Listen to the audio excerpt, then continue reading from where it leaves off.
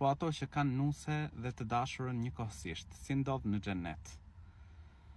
Duhet ta dish që mëkatet, nëse njeriu nuk pendohet, bëhen shkak që mos të hyjë në xhennet, të privohet nga mirësia e futjes në xhennet.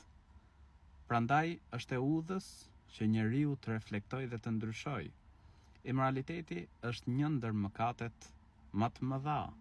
Allahu i lartësuar në Kur'an thot: "Wala taqrabu zina", dhe mos ju afroni immoralitetit.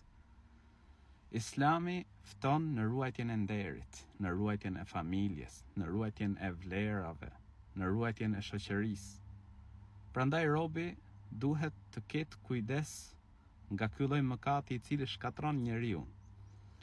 Përhap sëmundje, shkatron familjen, shkatron shoqërinë. Besimtari në xhenet, dhe në xhenet ka vetëm mirësi dhe pastërti.